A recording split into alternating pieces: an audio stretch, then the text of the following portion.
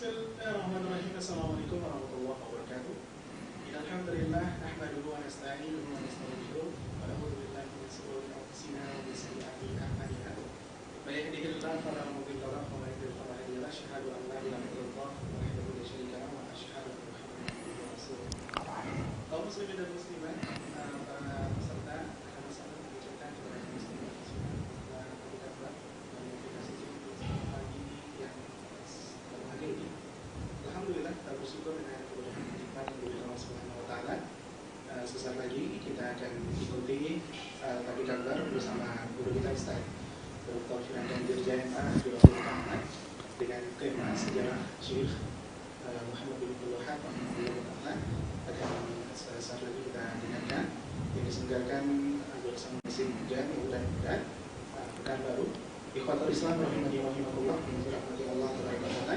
Kita kembali bersua untuk pagi ini dalam edisi Ahad 21 Zulqa'dah 1441 atau tanggal 12 Juli 2020.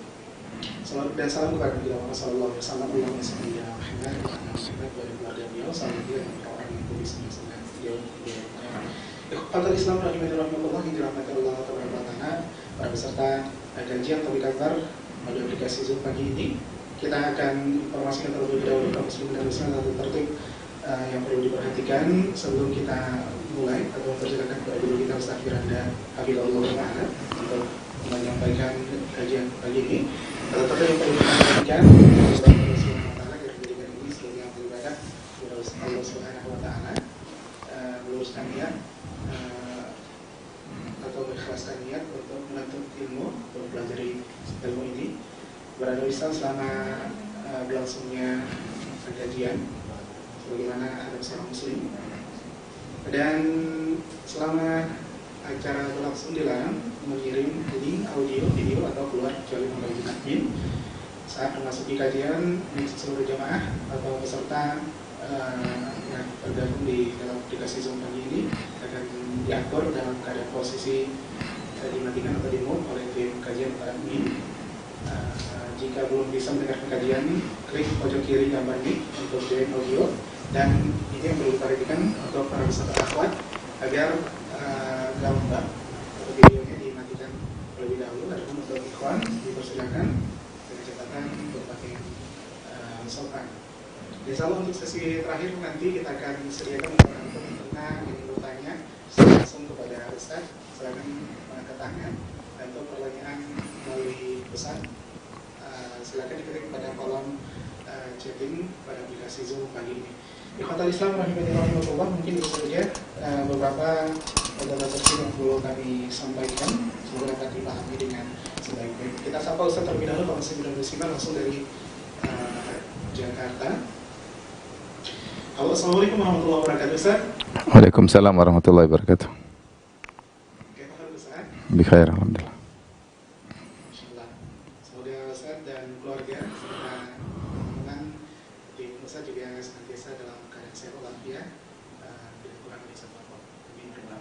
Ikhwatul Islam rahimahullah yang dirahmati Allah Subhanahu wa taala, dan peserta kajian topik akbar pagi ini dengan tema sejarah Syekh Muhammad bin Abdul Wahhab rahimahullah taala yang disampaikan oleh Ustaz Dr. Firanda Dirjayanta hafizahullah taala.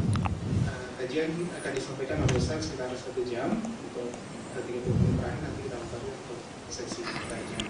Langsung saja kita persilakan kepada Ustaz oleh Fadhil.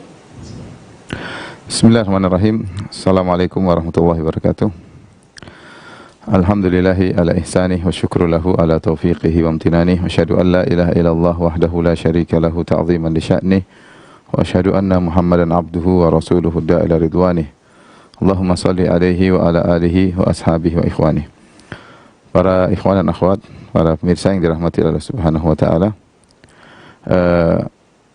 InsyaAllah pada kesempatan bahagia ini kita akan sama-sama mempelajari sedikit dari sejarah seorang alim dari kalangan para ulama, ya, yang bernama Syekh Muhammad bin Abdul Wahhab rahimahullahu taala, yang memiliki jasa yang besar, ya, dalam dakwah, dan diantaranya berdirinya negara Arab Saudi yang kita tahu adalah negara yang berusaha untuk menjalankan syariat Islam dengan kelebihan dan kekurangannya, ya. Demikian juga dakwah yang menyeru kepada tauhid dengan secara terperinci dan memerangi kesyirikan secara terperinci dan juga kebid'ahan secara terperinci. Dan beliau Syekh Muhammad bin Wahab rahimahullahu taala, ya,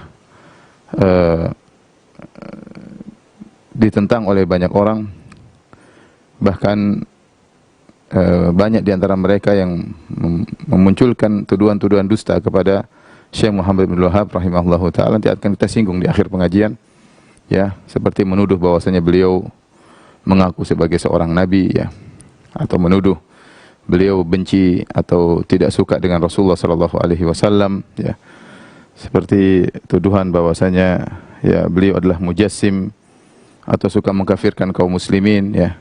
Dan yang lain-lainnya insyaallah banyak sekali, dan insyaallah akan kita singgung di akhir pengajian, ya. Dan barang siapa yang mempelajari buku Syekh Muhammad bin Wahab rahimahullahu taala, tentu dia tahu ini adalah semua adalah kedustaan, ya. Dan Syekh Muhammad bin Wahab rahimahullahu taala jauh dari segala tuduhan tersebut. Kita lihat betapa banyak orang terpengaruh dengan dakwah Syekh Muhammad bin Wahab rahimahullahu taala, bahkan sampai di tanah air kita. Ya, sampai tanah air kita, ya. Belum lagi kalau kita bicara di negara-negara besar seperti contoh Kuwait, ya, yang mereka juga berdakwah dengan metode Syekh Muhammad bin Wahab rahimahullahu taala. Contohnya Qatar, ya, yang juga mereka berdakwah dengan metode dakwah Syekh Muhammad bin Wahab rahimahullahu taala. Bahkan masjid di Qatar adalah Masjid Muhammad bin Abdul Wahab, ya. Sampai mereka bangun Istiqlalnya Qatar lah, adalah namanya Masjid Muhammad bin Abdul Wahab, ya. Saya pernah ke sana, ya. Belum lagi misalnya kita bicara tentang jamaah-jamaah seperti jamaah Ansarus Sunnah Muhammadiyah yang ada di Mesir. Dan seperti di tanah air kita tahu ada dua jum'iyah atau organisasi besar Islam di tanah air kita, yaitu misalnya organisasi Persis dan Muhammadiyah, ya. Ya, kalau ternyata Syekh Muhammad bin Wahab rahimahullahu taala benci kepada sunnah Nabi sallallahu alaihi wasallam, merendahkan Nabi Muhammad sallallahu alaihi wasallam, kemudian mengaku sebagai nabi, misalnya suka mengkafirkan, suka menumpahkan darah kaum muslimin sebagaimana mereka tuduhkan, pasti akan nampak pada negeri-negeri tersebut atau organisasi tersebut, ya. Hal ini tidak kita lihat pada kerajaan Arab Saudi yang begitu mengayomi kaum muslimin. Tidak kita lihat pada Kuwait, tidak kita lihat pada Qatar, ya. Dan kita tidak lihat pada misalnya organisasi Persis atau organisasi Muhammadiyah, ya. Sehingga sebenarnya sangat nampak bahwa itu hanya kedustaan. Kedustaan yang dilancarkan oleh orang yang tidak suka dengan dakwah tauhid, ya. Dan kedustaan tersebut sampai sekarang masih laris, ya. Nanti kita akan sebutkan sumber-sumber dosa tersebut dengan nukilan-nukilan dari buku-buku mereka, agar kita tahu bahwasanya apa yang diutarakan oleh mereka sampai saat ini hanyalah kedustaan yang dipaksa-paksakan, yang tidak relevan dengan kenyataan yang ada.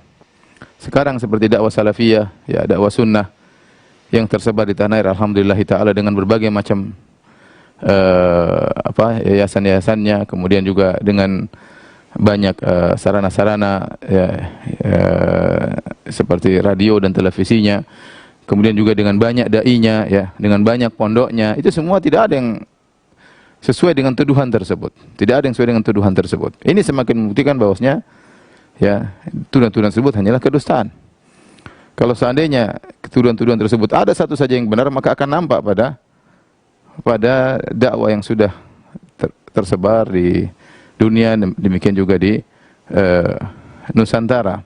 Namun sebagian orang tatkala tidak memiliki bahan untuk menjatuhkan dakwah sunnah, dakwah tauhid, dakwah yang mereka gelari dengan dakwah Wahabiyah, maka mereka terpaksa berusaha melariskan tuduhan-tuduhan dusta tersebut, ya, di kalangan masyarakat. Dan banyak orang-orang yang jahil yang tidak mengerti akhirnya termakan dengan kedustaan tersebut. Ya, saya hanya ingatkan kepada mereka bahwasanya mereka yang sering mengusung kedustaan tersebut, mereka akan diminta pertanggungjawaban oleh pada hari kiamat kelak, berhadapan dengan Syekh Muhammad bin Wahab rahimahullahu taala yang memiliki jasa yang besar sampai berdiri suatu negara Islam yang tadinya sebelumnya negara tersebut penuh dengan pemerintahan-pemerintahan kecil, negara-negara kecil yang saling berperang, menumpahkan darah. Dengan adanya kerajaan Arab Saudi, maka bersatulah kaum muslimin di Jazirah Arab.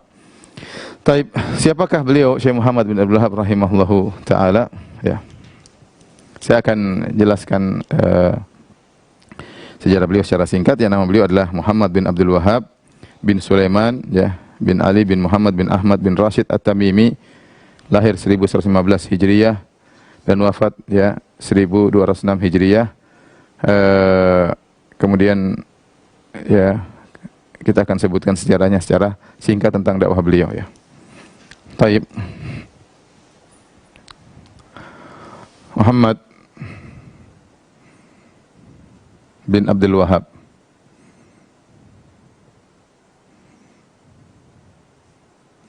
At-Tamimi, ya, dari Bani Tamim, ya, yang orang mengatakan sebagai Wahabi, ya, nisbah kepada bapaknya Wahabi. Padahal kita tahu Wahabi ini adalah nama Allah, ya. Ini adalah nama Allah. Nama Allah Subhanahu wa taala Wahhab. Bapaknya namanya Abdul Wahhab, ya. Namanya Abdul Wahhab, ya. Sehingga mereka menisbahkan kepada Wahabi padahal itu nama Allah Subhanahu wa taala. Kemudian mereka mencela, seakan-akan mereka mencela nama Allah Subhanahu wa taala, nisbah kepada nama Allah untuk dicela. Ini suatu perkara yang memalukan, ya, menisbahkan dakwah yang sunnah ini kepada nama Allah kemudian dalam rangka untuk dicela. Seandainya untuk dipuji, maka alhamdulillah dakwah kepada Allah Subhanahu wa taala, tapi dalam rangka untuk mencela yang di situ adalah nama Wahhab, Abdul Wahhab. Taib. Lahir, ya, sebagaimana kita jelaskan tadi, ya, lahir 1115 Hijriyah atau 1703 Masehi. Kemudian wafat, ya, wafatnya 1206 Hijriyah. Dari sini kita tahu bahwasanya umur beliau ketika wafat sekitar berapa? 91 tahun, ya. Umur beliau 91 tahun, ya. Kemudian beliau bapaknya adalah seorang alim, Abdul Wahhab, seorang qadhi di Uyainah, ya.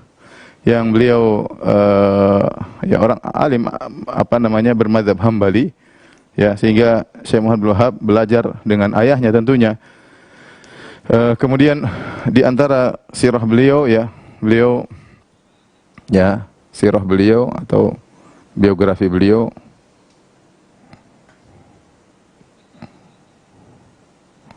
ya, pertama hafal Quran, ya, hafal Quran sebelum balik. Ada yang mengatakan umur 12, ada yang mengatakan 10. Yang intinya sebelum balik beliau sudah hafal Quran. Bahkan beliau menjadi imam, ya, menjadi imam mengimami kaum muslimin dengan hafalan beliau, ya. Sejak kecil beliau sudah semangat belajar agama sampai, ya, ketika beliau balik, ya, sebelum 15 tahun. Kalau tidak salah, ya, beliau balik sekitar umur 13, ya. Kalau tidak salah, ya, beliau balik, ya, sekitar umur 13 tahun, ya. Ketika itu ayahnya pun menikahkan beliau. Beliau pun menikah, ya. Di umur tersebut beliau menikah. Tentunya tatkala ayahnya menikahkan beliau di umur 13 tahun, ini berarti orang dewasa, artinya tidak mungkin anaknya masih main kelereng terus dinikahkan, ya. Ini berarti beliau orangnya serius, ya.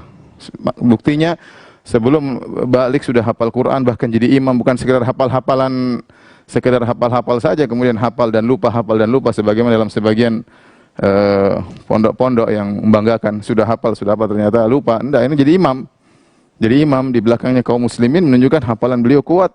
Dan seorang hafal Quran dengan hafalan yang kuat belum sampai balik itu menunjukkan keseriusan. Sehingga beliau ini dinikahkan oleh ayahnya, ya, sekitar umur 13 tahun, ya, menunjukkan keseriusan beliau, ya. Saya punya kawan juga di Madinah, S3, ya. Dia punya anak, dia bawa ke Madinah. Saya menyangka itu adiknya. Saya bilang, ini adik kamu? Kata dia, enggak, Firanda, ini anak saya. Loh, kok bisa? Kata dia, saya nikah umur 12 tahun. Jadi memang ada di antara mereka yang menikah dengan cepat, ya. Taib, setelah itu di umur yang sama ya, sekitar umur 12 atau 13 tahun beliau haji. Sekitar umur 12 atau 13 tahun beliau berhaji. Ya. Ya, berhaji itu sekitar tahun 1127 Hijriah beliau haji. Ini haji pertama kali beliau berihlah kemudian berangkat menuju ke kota Mekah untuk melaksanakan ibadah haji, kemudian bertemu dengan ulama di sana, kemudian beliau pergi ke Madinah ya. Maka disitulah beliau semakin mengenal para ulama. Setelah itu beliau pulang menuntut ilmu ya. Kemudian beliau melanjutkan rihlah kedua yaitu pada tahun 1135 Hijriah beliau haji yang kedua. Untuk zaman dahulu haji tidak seperti zaman sekarang ya. Dari Najd menuju ke Mekah ya 1000-an kilo jauh ya, 1000-an kilo, 800 kilo, 1000-an kilo jauh. Kemudian perjalanan ini berarti tidak gampang haji ketika saat itu. Tapi beliau sudah berhaji dan bahkan beliau semangat untuk haji yang kedua kali. Tapi yang kedua kali beliau tidak segera pulang. Di sini beliau menetap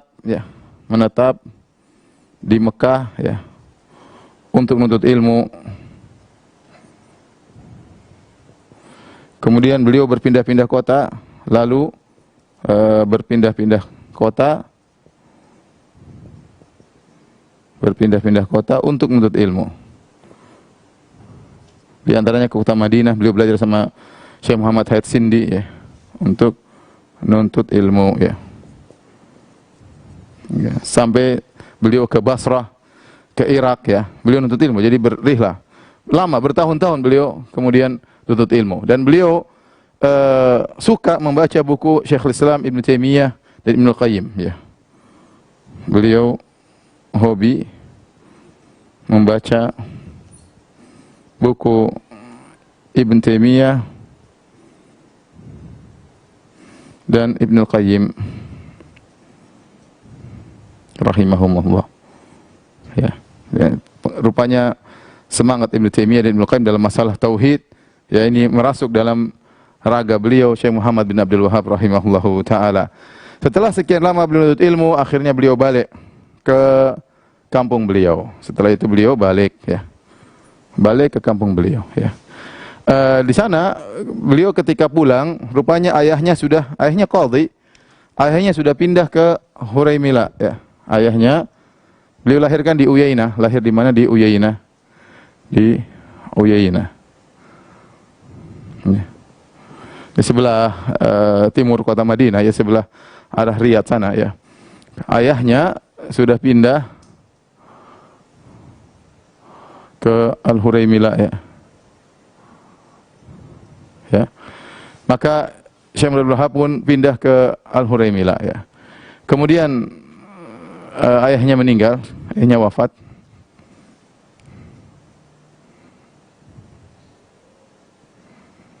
Wafat pada 1153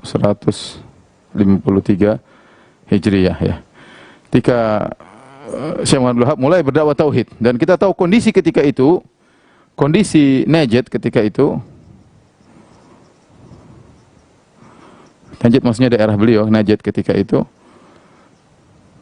penuh dengan kesyirikan, khurafat. Ya.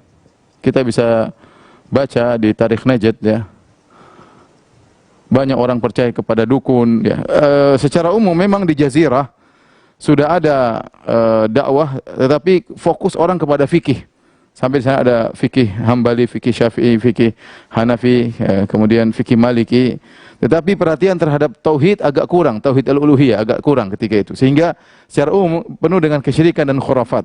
Ya, di antaranya ya banyak orang-orang percaya kepada dukun, ya, banyak orang pakai jimat, ya, ada banyak percaya dukun. Kemudian banyak percaya jimat. Kemudian kuburan diagungkan, bahkan ditawafi, ditawaf, ya. Kemudian istighosah kepada mayat. mayat-mayat orang-orang mati dan lain-lain banyak ya. Ruqyah ya. Ruqyah yang syirik. Yang ini menggugah Syekh Abdul Wahab untuk berdakwah tatkala itu ya. Terjadi suatu kondisi, ada pergelutan di antara kabilah di Huraymila, akhirnya Syekh berpindah ke beliau pindah ke Al-Uyainah. Tempat beliau lahir, Al-Uyainah. Di situ beliau ketemu dengan beliau tahu dakwah beliau tidak akan berkembang kecuali ada butuh bantuan dari pemerintah, dari penguasa. Butuh bantuan dari penguasa. Maka beliau mendekati amir dari Uyainah, yaitu Utsman bin Ma'mar ya. Utsman bin Ma'mar.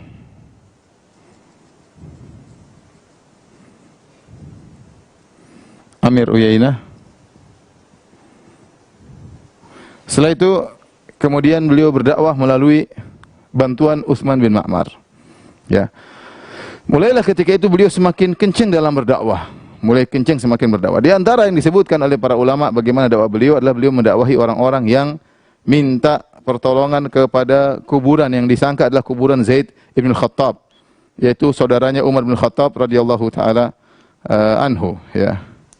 Ya, di situ ada kuburannya, dibuat kubahnya ya, diagungkan, orang-orang datang. Maka beliau datang dengan berbulan-bulan beliau berkata kepada masyarakat situ, beliau bernahi mungkar, beliau berkata, Allahu khairun min Zaid. Allah lebih baik daripada Zaid. Mintalah kepada Allah, Allah lebih baik daripada Zaid.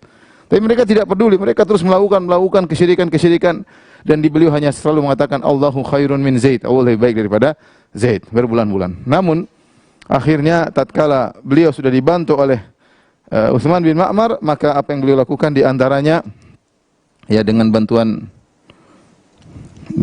amir tersebut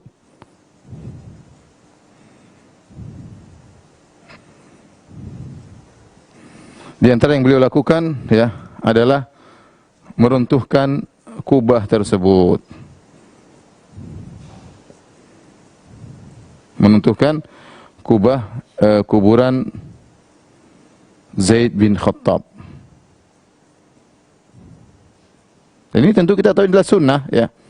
Bukan dalam Sahih Muslim Ali bin Abi Thalib berkata kepada Abul Hayyaj, "Ala aba'atsuka ala ma ba'athani Rasulullah sallallahu, maukah aku utus engkau, aku tugaskan engkau sebagaimana Rasulullah sallallahu pernah menugaskan aku," kata Ali. "Allah tada timsalan illa tamastahu wala qabran musyrifan illa sawaitahu." Jangan kau biarkan ada patung kecuali hancurkan, dan jangan kau biarkan ada kuburan yang tinggi kecuali kau ratakan. Dan dipraktekkan oleh Syekh Abdul Wahab rahimahullahu taala ya. Ini kemudian menjadi ramai ya. Di antara yang membuat ramai juga ya ketika beliau berdakwah konsentrasi kepada tauhid ya. Yaitu di antaranya ada wanita yang mengaku, ada wanita yang mengaku berulang-ulang bahwa dia telah berzina.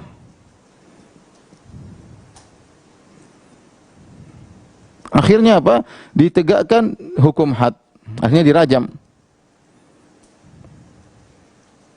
Ini bikin heboh tatkala itu ya. Bikin heboh. Ya, ditegakkan hukum had ya di Uyainah. Dan ramailah ketika itu berita, mulailah dakwah Syekh Abdul Wahab mulai tersebar.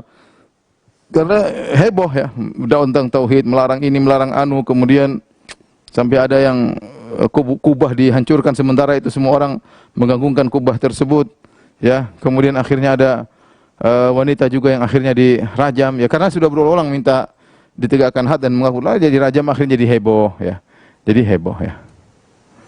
Taib. Ketika heboh ya, ini kita ke sini ya.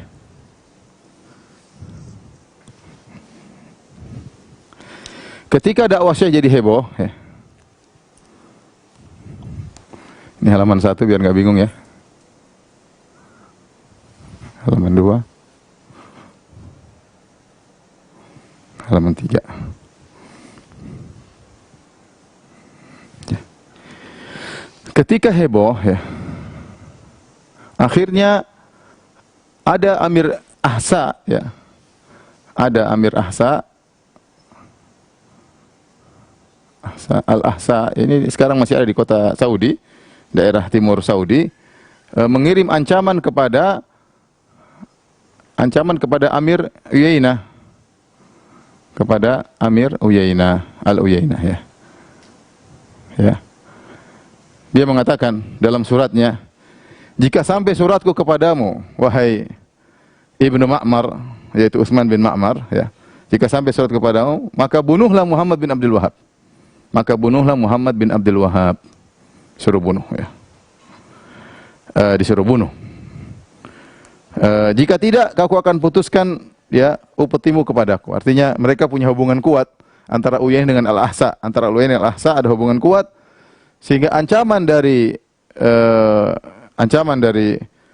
Amir Ahsa membuat Amir Uyainah pun takut. Lalu di Najd ada kota-kota kecil, ya. Kota-kota kecil yang mereka memiliki keamiran sendiri-sendiri.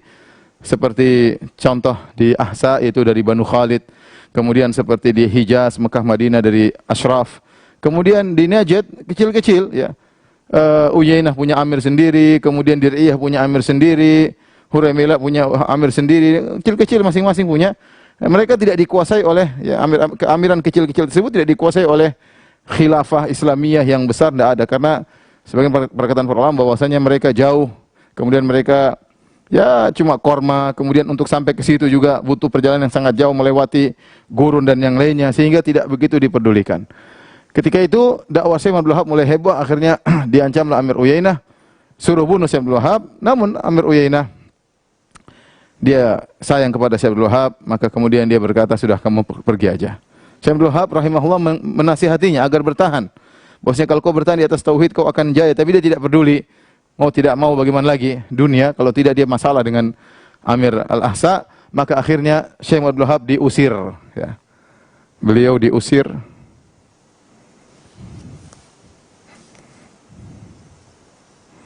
Diusir dari Uyainah,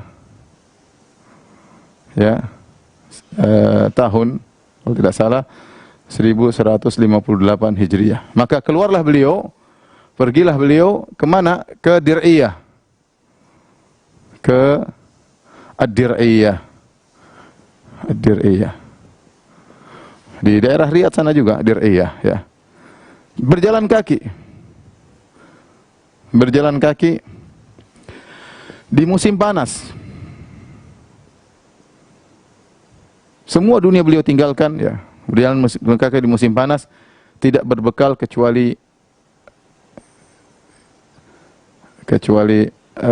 sebuah kipas, ya, untuk menghilangkan panas beliau. Disebutkan ketika beliau berjalan menuju ke Dir'iyah, tidak ada yang beliau baca kecuali ayat wa may yattaqillaha yaj'al lahu makhraja wa yarzuquhu min haitsu la yahtasib wa may yatawakkal 'ala Allah fa huwa hasbuh. Itu yang beliau ulang-ulang.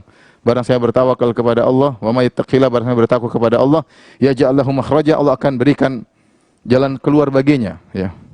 Wa yarzuquhu min haitsu la yahtasib, dan Allah akan berikan kepada dia rezeki dari yang tidak sangka-sangka. Wa may yatawakkal 'ala Allah fa huwa hasbuh, barang saya bertawakal kepada Allah maka cukuplah Allah baginya. Beliau ulang-ulang terus sampai beliau tiba di Dir'iyah, ya, ketemu dengan seorang ulama, ya. Kalau tidak salah namanya Ibnu Suwailim, ya. Ketemu, akhirnya masuk ke Dir'iyah,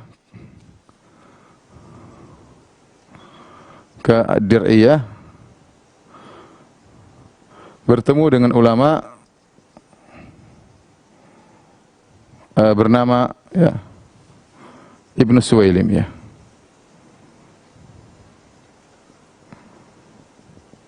Ketika beliau sampai di rumah Ibnu Suwailim, maka orang-orang pun dia pun takut jangan sampai ketahuan oleh Muhammad bin Saud. Dir'iyah inilah amirnya ketika itu siapa? Dir'iyah ini amirnya Muhammad, ya, Ibnu Saud. Inilah pendiri kerajaan Arab Saudi. Al-Imam Muhammad Ibnu Saud. Makanya disebut dengan kerajaan Saudiyah, ya. Namun ketika itu beliau tidak berani ke amir, belum bertemu dengan sang amir, baru ketemu Ibnu Suwailim, ya, seorang ulama. Dan Ibnu Suwailim takut, ya.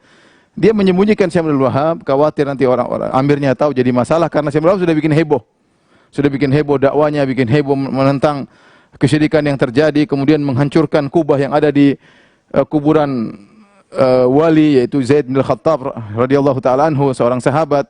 Bikin heboh, akhirnya takut. Namun Allah mentakdirkan ketika itu ada dua saudaranya Amir ini, Muhammad bin Saud ini, Muhammad bin Saud, Imam Muhammad bin Saud, ya, Al-Imam Muhammad bin Saud. Ini yang sekarang jadi Universitas Muhammad bin Saud, ya, di Riyadh, yang cabangnya adalah Libya, namanya Universitas Al-Imam Muhammad bin Saud, ya. Dia punya dua saudara, ya, ya, namanya Musyari, kemudian Sunayyan.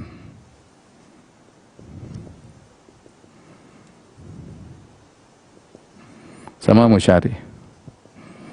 Jadi dia punya ada istri yang cerdas, saya lupa namanya, istri yang cerdas, ya. Ketiga orang ini mereka bertemu dengan Syekh Abdul Wahab dan mereka terima dakwah Syekh. Ketiga orang ini, ya, ketiganya bertemu dengan Syekh Muhammad Abdul Wahab dan menerima dakwahnya, ya.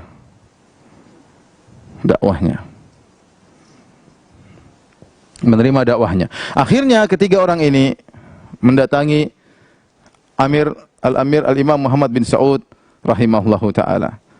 Maka mereka menasihati bahwasanya ini Syekh mendakwakan tauhid, mereka telah mengerti dakwah Syekh, terutama yang kata para ulama yang lebih sangat pengaruh istrinya, ya. Istrinya Al-Imam Muhammad bin Saud ini yang sangat mengaruhi suaminya. Ya, pengaruh istri luar biasa kepada suami. Akhirnya dia yang menasihati suaminya, akhirnya Al-Imam Muhammad bin Saud terima dakwah Syekh. Bahkan disebutkan dia nasihati suaminya, wahai suamiku, kalau kau datang kepada Syekh Abdul Wahab, datanglah dengan berjalan kaki. Tunjukkan kau mengagungkannya, tunjukkan kau menghormatinya. Maka Al-Amir Muhammad bin Saud datang ke tempat Syekh Abdul Wahab dalam berjalan kaki menuju Syekh Abdul Wahab. Kemudian dia sambut, kemudian dia berbicara. Kemudian Syekh Abdul Wahab mengajak dia berdakwah, ya. Akhirnya tatkala itu, ketika sudah sepakat dalam dakwah tersebut, maka Al-Imam Muhammad bin Saud bikin dua syarat. Muhammad bin Saud, ya, sepakat membantu dakwah Syekh.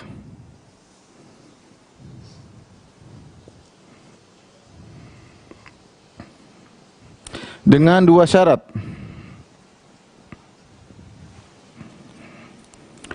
Yang pertama, ya, kalau kita berhasil berdakwah, jangan kau tinggalkan kami.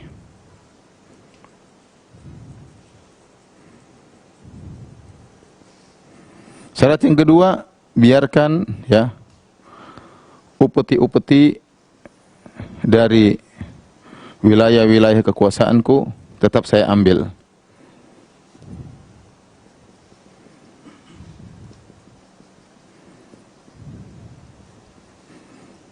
Tetap saya ambil. Maka ketika diberi dua syarat tersebut, Syekh Abdul Wahab mengatakan, beliau setuju, beliau berkata, adapun syarat pertama,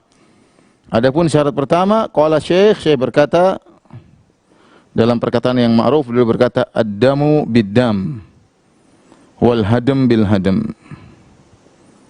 Dan ini ucapan yang pernah disampaikan dalam sejarah dari Nabi SAW, ketika orang-orang Ansar berkata kepada Nabi SAW, ya Rasulullah, nanti kalau kita berhasil, kau akan tinggalkan kami menuju kembali ke kampungmu, ke Mekah, sementara kita punya masalah dengan orang-orang Yahudi. Lantas kau meninggalkan kami. Maka Nabi mengatakan, ad-damu bid-dam, al-hadam bil hadam. Tidak, darah dengan darah. Ya, saya tidak akan meninggalkan kalian. Artinya, saya adalah kalian, kalian adalah aku. Kalau kita mati sama-sama mati, kalau kita hancur sama-sama hancur. Ya. Adapun yang kedua, kata Syekh Abdul Wahab, adapun syarat kedua, dia tidak larang, semoga engkau nanti diberi kemudahan, ya. Allah akan berikan kau rezeki, ya, kemudian kau tidak lagi mengambil upeti-upeti.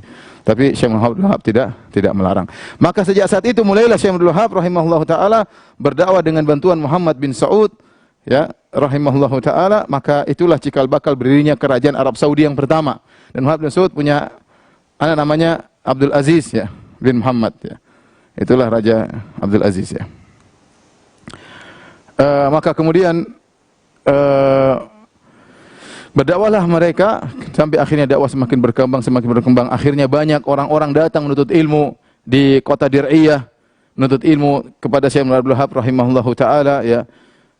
Terus menyemangati mereka untuk berdakwah tauhid. Mulailah orang-orang pulang kemudian mengingkari kesyirikan-kesyirikan yang terjadi. Intinya gemparlah dakwah Syekh Abdul Wahab. Ketika itu Amir Uyainah disebutkan datang lagi kepada Syekh Abdul Wahab, yaitu Utsman bin Ma'mar datang kepada Syekh Abdul Wahab agar Syekh Abdul Wahab kembali kepada Al-Uyainah, tapi Syekh tidak mau ya. Dia tetap berpegang sama Muhammad bin Saud rahimahullahu taala, dan selanjutnya berilah kerajaan Arab Saudi. Makanya saya sering sampaikan bahwa Syekh Abdul Wahab ini bagi orang Saudi bukan cuma seorang ulama, tapi seorang pahlawan yang memiliki jasa yang sangat besar dengan berdirinya kerajaan Arab Saudi yang sekarang betapa banyak orang merasakan kenikmatan dari atau keberkahan dari kerajaan tersebut ya. Ya, kita bilang ya kerajaan tersebut dari dulu sampai sekarang ada kelebihan ada kekurangan, tapi kalau kita bicara tentang kelebihannya banyak ya. Kelebihannya banyak ya. Dan dia adalah satu-satunya negara yang dalam dusturnya, dalam undang-undangnya mengatakan Alkitab was Sunnah, selesai. Enggak ada negara seperti itu sekarang ini, enggak ada. Yang dengan bahkan sebagian kita dapati sebagian kelompok-kelompok Islami yang menyatakan ingin menegakkan syariat Islam, ketika telah berhasil dia tidak akan menyatakan dalam undang-undangnya kembali kepada Al-Quran dan Sunnah. Enggak ada. Enggak ada, meskipun sudah sampai pada puncak, bahkan sudah menguasai, itu pun tidak mengatakan kami di atas Al-Quran dan Sunnah. Apalagi baru mulai masuk ya dalam dunia politik ya. Tapi kita dapati bahwasanya satu-satunya negara yang kemudian dengan terang-terang mengatakan dustur kami, undang-undang kami dibangun atas Al-Quran dan Sunnah. Walak kami adalah kepada Allah dan Rasulnya, kemudian kepada negara, itulah kerajaan Arab Saudi. Kerajaan Arab Saudi yang tadinya kerajaan daerah sana penuh dengan peperangan kecil-kecilan, kemudian dengan ada kesyirikan dan macam-macamnya, syariat Islam tidak ditegakkan secara total, kemudian dengan adanya kerajaan ini maka berilah syariat Islam, kemudian berilah undang-undang Islam, kesyirikan tidak ada, dukun tidak ada di sana, tidak ada praktek perdukunan, tidak ada terbuka namanya zina, khamr, nggak ada. Kenapa syariat Islam ditegakkan? Maka Muhammad bin Abdul Wahab ini bukan sekedar seorang alim, dia seorang pahlawan yang dengan berkat jasa beliau dengan izin Allah Subhanahu wa taala, maka berilah negara yang membawakan keberkahan yang sangat banyak. Maka saya ingatkan kepada orang yang mencela beliau ya, hati-hati. Bicara tentang seorang alim, seorang memiliki jasa ya, maka semua orang Arab Saudi yang hormat kepada Muhammad bin Wahab karena dia adalah seorang alim yang sekaligus pahlawan. Makanya sampai sekarang kalau kita lihat kerajaan Arab Saudi untuk urusan politik maka dipegang oleh keluarga Muhammad bin Saud ya, Amir Muhammad bin Saud ya, keturunan-keturunannya. Untuk urusan agama dipegang oleh Al-Syekh. Al-Syekh itu maksudnya keluarga Syekh Muhammad bin Wahab. Contoh siapa? Mufti Syekh Abdul Aziz ya, Abdul Aziz Al-Syekh. Kemudian Menteri Agama Saleh bin Abdul Aziz Al-Syekh. Ya, contoh lagi Imam Masjid Nabawi Hussein Al-Syekh. Jadi banyak Al-Syekh adalah orang-orang yang penting memegang keagamaan. Meskipun mereka tidak fanatik, buktinya Syekh bin Baz bukan Al-Syekh jadi mufti. Sebelum Syekh bin Baz Muhammad bin Ibrahim Al-Syekh. Dulu Muhammad bin Ibrahim Al-Syekh, ini keturunan Syekh Abdul Wahab, kemudian diganti oleh Syekh bin Baz dan dia bukan Al-Syekh, kemudian diganti oleh Saleh bin Abdul Aziz Al-Syekh yang dia adalah sebelumnya saya lupa, mungkin Abdul Muhsin At-Turki saya lupa, tapi sekarang saya Saleh bin Abdul Aziz Al-Syekh ya, Menteri Agama sekarang. Tapi kalau sudah tolong dihapus ya.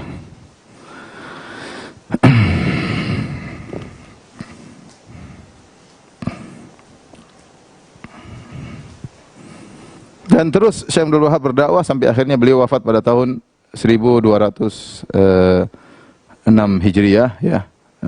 Umur beliau sekitar 91 atau 92 tahun ya. Silakan dihapus dulu, enggak apa.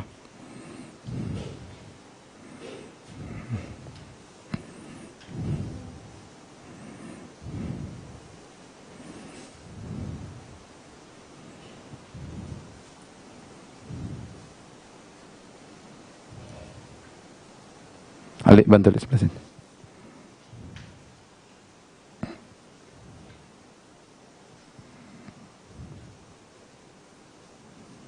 Ya ikhwan, para pemirsa yang dirahmati Allah Subhanahu wa taala, kita sedang berbicara tentang sirah seorang yang saya katakan jasanya kepada saya sangat besar dan jasanya kepada kita juga sangat besar.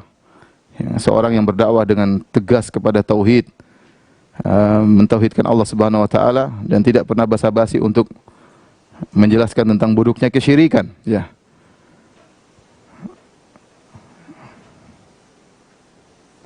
Taib, sekarang kita akan menyebutkan tentang ciri-ciri dakwah Syekh Muhammad bin Abdul Wahhab rahimahullahu taala, ya. Setelah itu baru terakhir kita akan bahas tentang syubhat-syubhat yang dilontarkan seputar dakwah Syekh Muhammad bin Abdul Wahhab rahimahullahu taala, ya. Adapun ciri-ciri dakwah Syekh Muhammad bin Abdul Wahhab,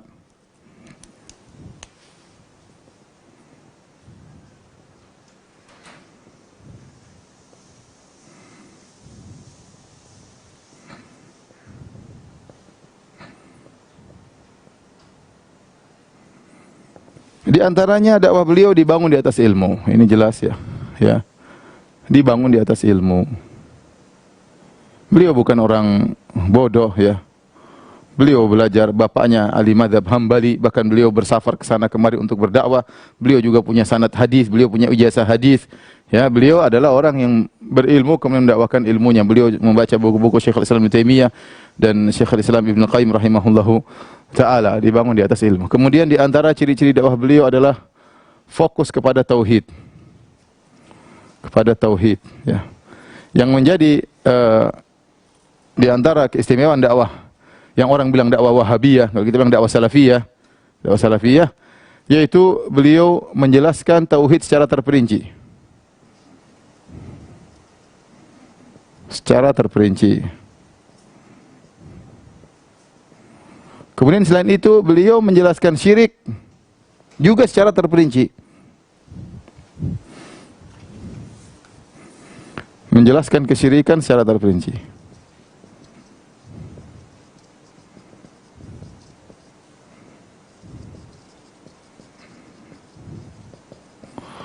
Oleh karenanya ghirah tentang tauhid, ya. Ghirah, ya, tentang tauhid sangat besar.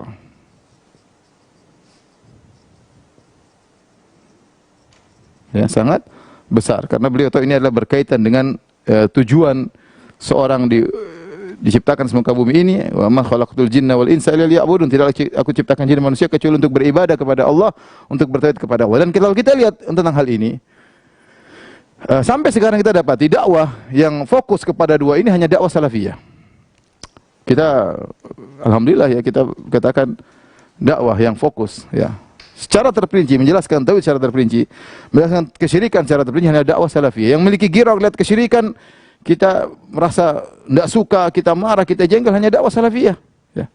Benar, jika kita melihat ada orang tidak berjilbab, kita tidak suka. Tidak ada orang tidak menjalankan syariat, kita enggak suka. Ada orang riba, kita enggak suka. Tapi kalau sudah berkaitan dengan syirik, maka ini perkaranya besar, lebih besar daripada itu semua, ya. Nah, kita dapati sementara sebagian dai-dai yang tidak berdakwah di atas manhaj salaf, mereka tidak fokus pada hal ini. Mereka tidak fokus pada hal ini, ya. Ya, maka kita bilang alhamdulillah, ya. Dakwah salafiyah fokus menjelaskan tauhid secara terperinci, menjelaskan kesyirikan secara terperinci, ya. Kemudian juga di antara, ya, dakwah Syekh Muhammad bin Abdul Wahhab rahimahullah adalah membersihkan syariat dari bid'ah.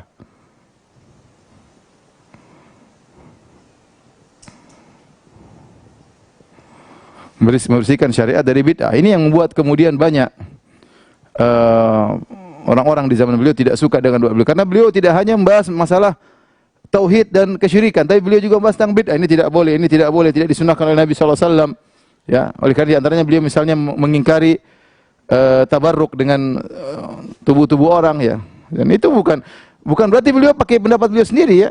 Bahkan beliau menukil dari kalangan dari para ulama, ya, seperti dari Syatibi dalam kitabnya Al-Muwafaqat al-I'tisam menyebutkan bahwasanya namanya tabarruk dengan orang-orang saleh itu tidak ada. Kenapa? Dalil qat'i yang jelas menunjukkan hal itu tidak ada. Kenapa? Karena benar para sahabat bertabaruk dengan Nabi sallallahu alaihi wasallam, dengan ludah Nabi sallallahu alaihi wasallam, dengan keringat Nabi sallallahu alaihi wasallam, ya. Bahkan kalau Nabi buang ludah maka mereka berebut-rebutan. Namun ini tidak dipraktekkan kepada Abu Bakar, tidak dipraktekkan kepada Umar, tidak dipraktekkan kepada Utsman, tidak dipraktekkan kepada Ali, tidak dipraktekkan kepada Ibnu Abbas, tidak dipraktekkan oleh Ibnu Mas'ud, tidak dipraktekkan oleh sahabat yang banyak.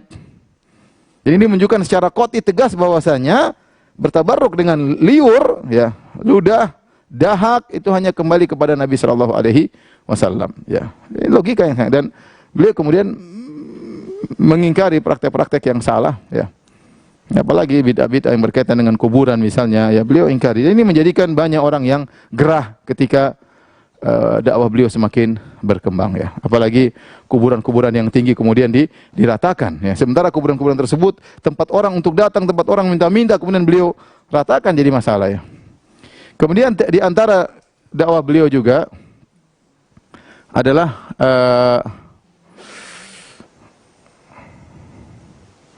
yaitu beliau, ya, memerangi taklid.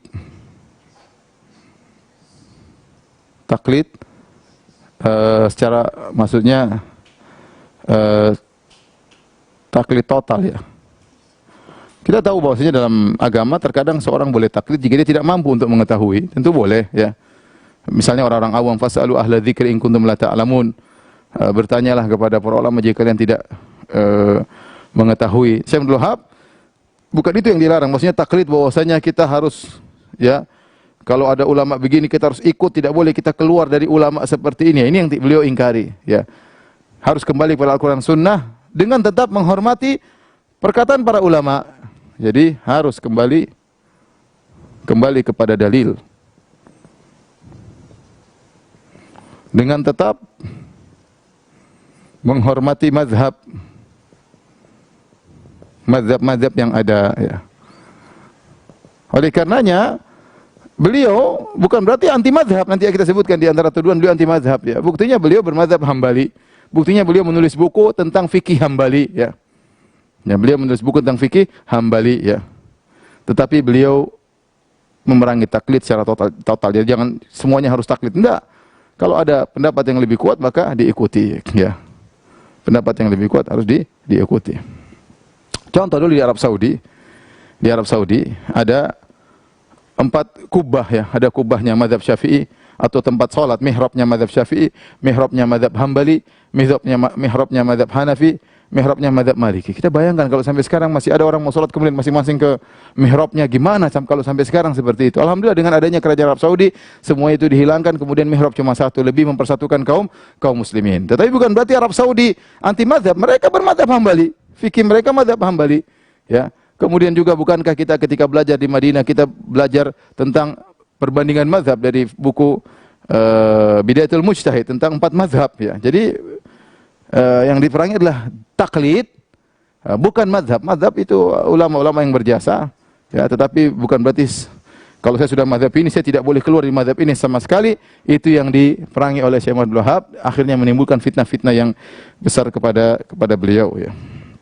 Oleh karena dikisahkan dari Mansur Al-Buhuti, yang seorang ulama Hambali yang memiliki kitab Raudhul Murbi', kemudian Syarah Zadul Mustaqni, kemudian juga buku Syarah Muntahal Iradat, ya.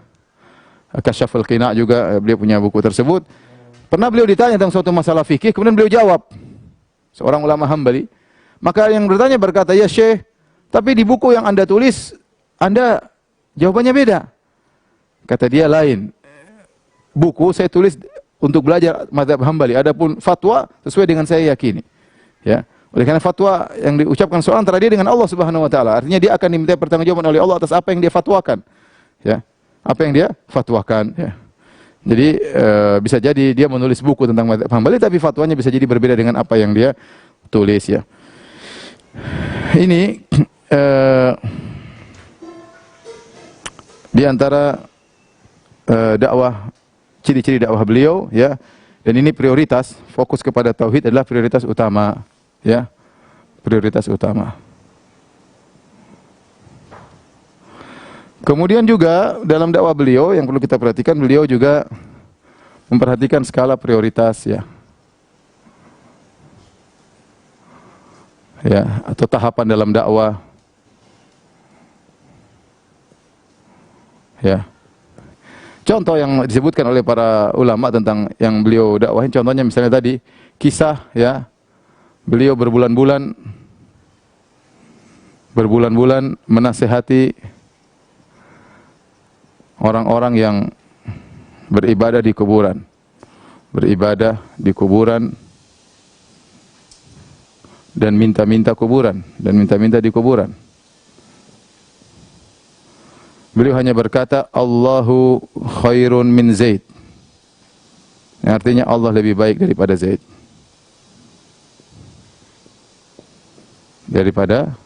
Zaid.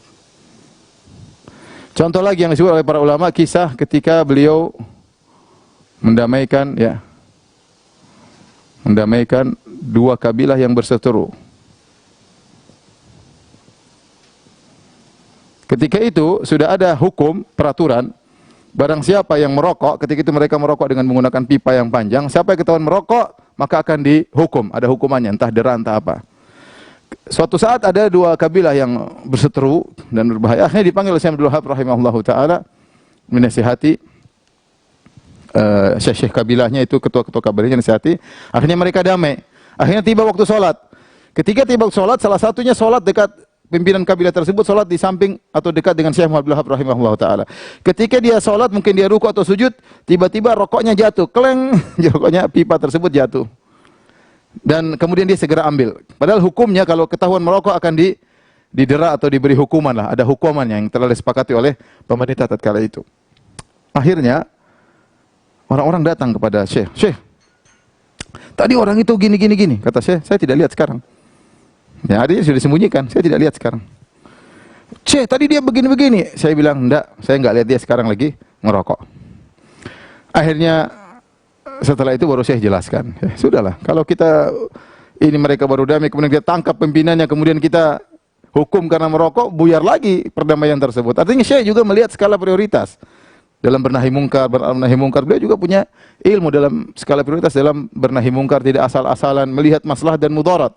Dan ini menunjukkan bahwasanya Syekh dalam berdakwah ya mempertimbangkan maslahat dan mudarat.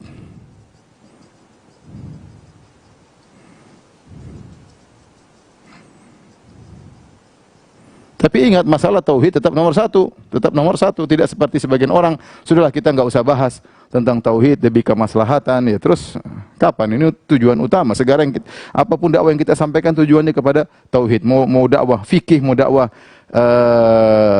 adab, mau dakwah tentang sejarah, sirah, semuanya kita berusaha agar manusia kembali kepada peribadatan kepada Allah, meninggalkan segala bentuk kesyirikan. Ini diantara ciri-ciri dakwah Syekh Abdul Wahab. Dan sekarang yang terakhir kita bahas tentang tuduhan-tuduhan yang dusta kepada Syekh Abdul Wahab rahimahullah ta'ala. Tolong dihapus ya.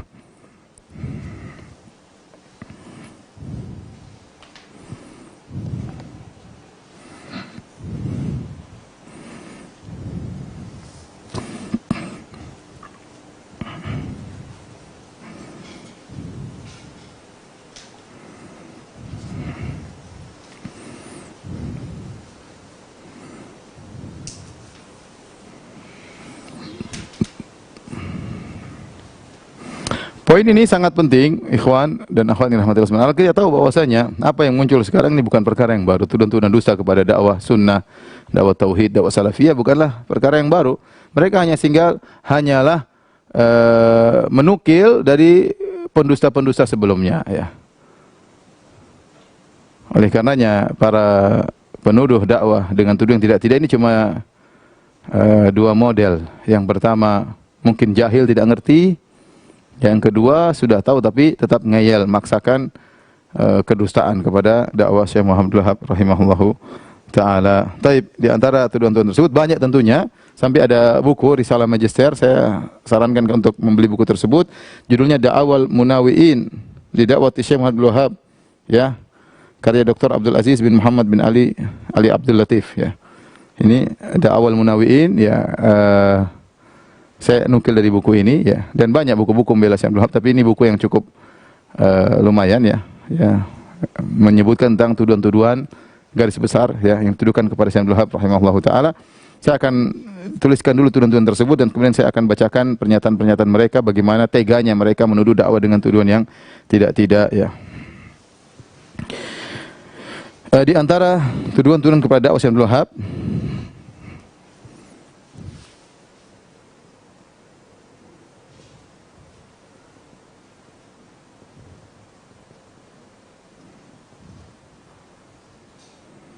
Syekh Muhammad ya bin Abdul Wahab, di antaranya ya dituduh ngaku sebagai nabi.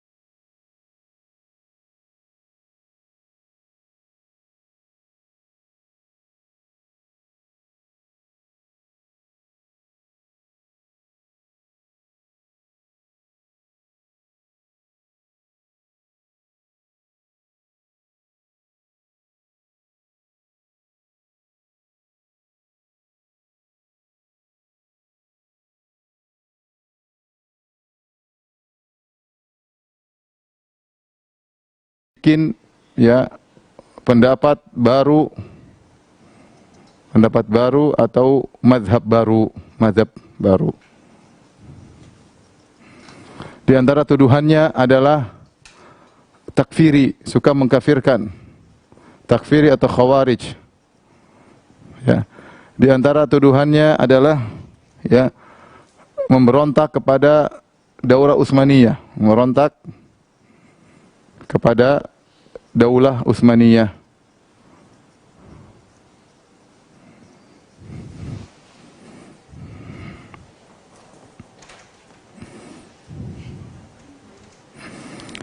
Di antara tuduhannya adalah mengingkari karamah para wali.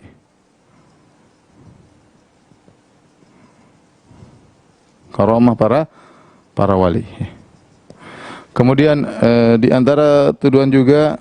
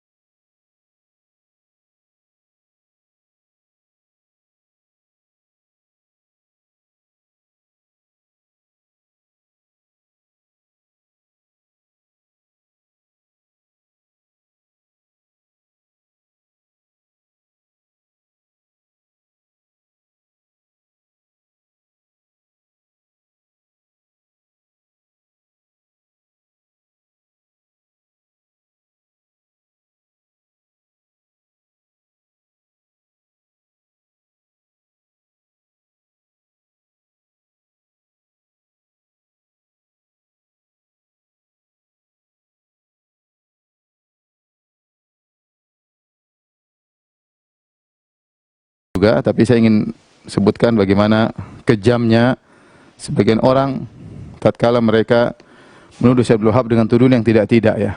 Ini ada beberapa poin. 1 ya, 2, 3, 4 ya, 5, 6, 7, 8 ya.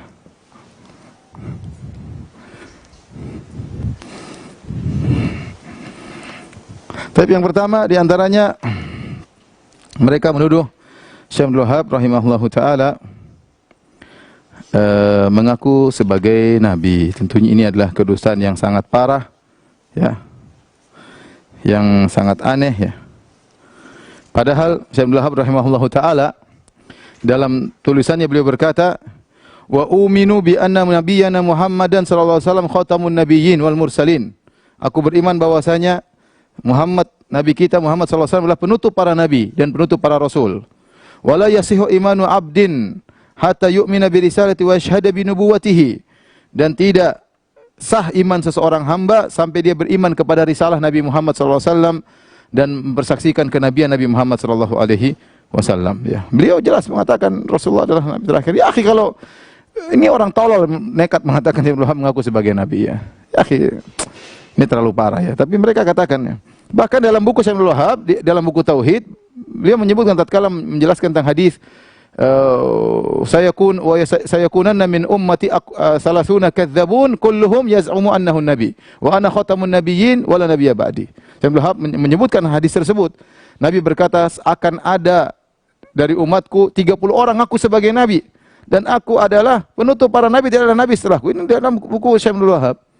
Ya, kemudian dituduh dia mengatakan dia mengaku sebagai nabi. Bahkan di antara sebab-sebab seorang keluar dari Islam menganggap dia boleh keluar dari syariat Nabi Muhammad SAW. Ya. Kemudian dia mengaku sebagai Nabi. Namun ini terjadi, orang-orang tersebut berdosa. Ya. Saya bacakan para pendosa tersebut. Ya. Di antaranya, yang pertama-tama, di antaranya yang ma'ruf namanya Muhammad bin Abdurrahman bin Afaliq. Ya. Dia berkata dalam bukunya tentang Syekh Abdul Wahab rahimahullah ta'ala, kama da'a naziluhu Musailimah ay nubuwah bilisani maqalihi wa Ibnu Wahab haluhu. Kata dia, sebagaimana yang tinggal di Najd Musailimah pernah mengaku sebagai nabi dengan lisannya saya nabi, maka Muhammad bin Abdul Wahab juga ngaku dengan kondisinya bahwasanya dia seorang nabi. Dia seorang nabi. Kemudian dia berkata dalam tempat yang lain, wallahi laqad da'an nubuwah bilisani halihi. Sungguh Muhammad bin Wahab ini telah mengaku sebagai nabi dengan kondisinya. Perbuatan-perbuatan dia menunjukkan dia itu sebenarnya mengaku sebagai nabi. Bukan dengan omongannya, tapi sikap-sikapnya menunjukkan dia mengaku sebagai nabi.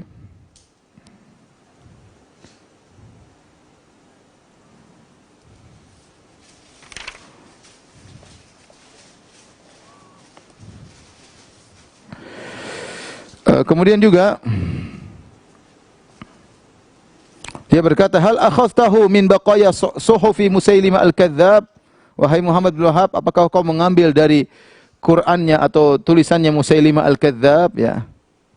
Ya, dia nuduh bahwasanya Ibnu Wahab itu ngaku sebagai nabi sebagaimana Musailimah al-Kadzdzab ngaku sebagai nabi, ya.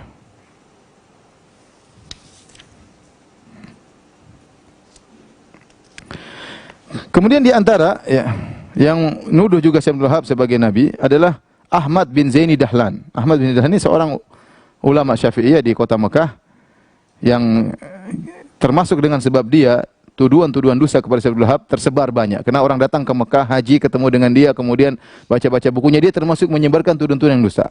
Ahmad bin Zaini Dahlan, ya.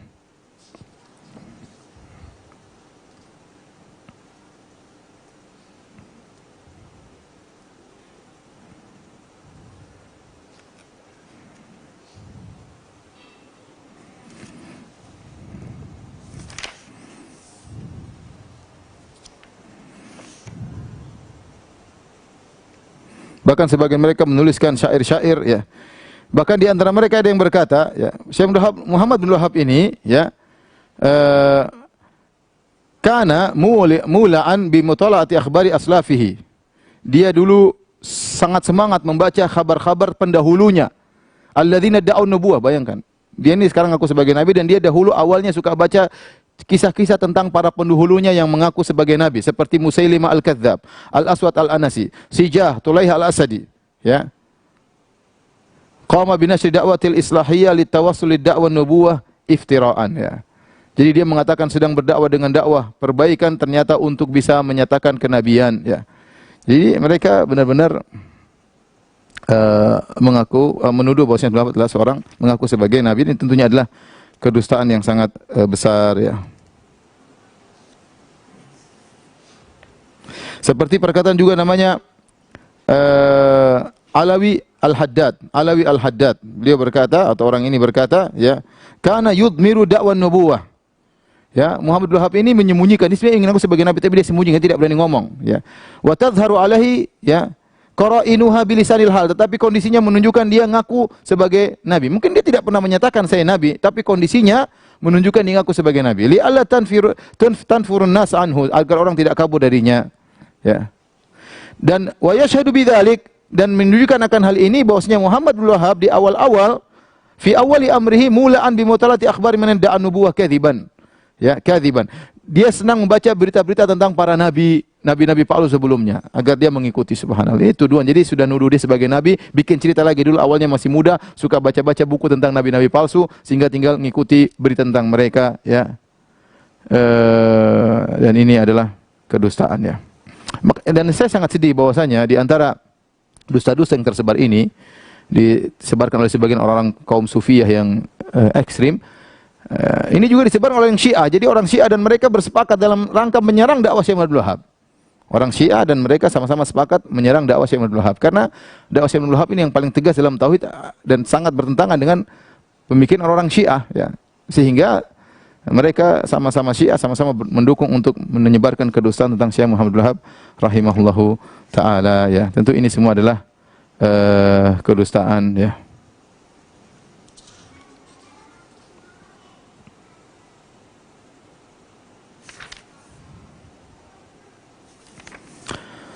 Taib, di antara tuduhan, ya, bahwasanya Syekh Abdul Wahab rahimahullahu taala mentajsim Allah Subhanahu wa taala, ya.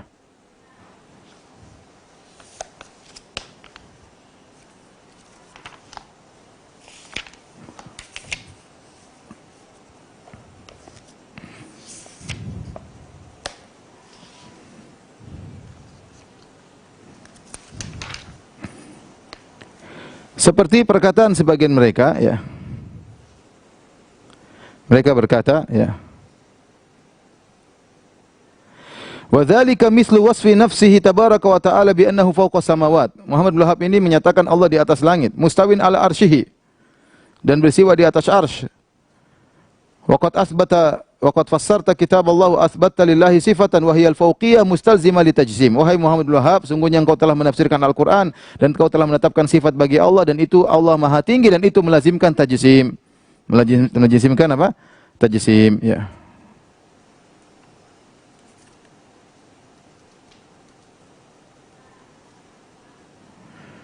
Sama Ahmad Zaini Dahlan, ya, juga mendukung hal ini, ya. Tapi ini semua adalah kedustaan. Kita bisa bantah secara sederhana bahwasanya meyakini Allah di atas tidak melazimkan namanya Allah berarti seperti manusia, ya. Adapun kalau tajsim masuknya zat, ya, Allah berzat. Siapa bilang Allah tidak berzat? Adapun mengatakan Allah di atas berarti Allah tajsim, berarti seperti perkataan sebagian mereka, ya, wa kanu ajdar biluhuq bi ahlil asnam, mereka lebih pantas untuk dianggap sebagai para penyembah berhala. Seakan-akan Allah adalah berhala yang disembah. Ini adalah kedustaan, ya. Ya, bahwasanya Allah di atas tidak melazimkan bahwasanya Allah kemudian seperti manusia, ya. Ya, ini sudah kita bahas dalam Al-Aqidah Wasithiyah dengan panjang lebar. Sementara Nabi SAW ketika berdoa angkat tangan ke langit, Nabi SAW tunjuk ke langit, ya. Dan banyak sekali dalilnya, ya, dan tidak melazimkan bahwasanya Allah berarti tajsim, ya. Kemudian di antaranya misalnya merendahkan Nabi SAW atau menghina Nabi SAW.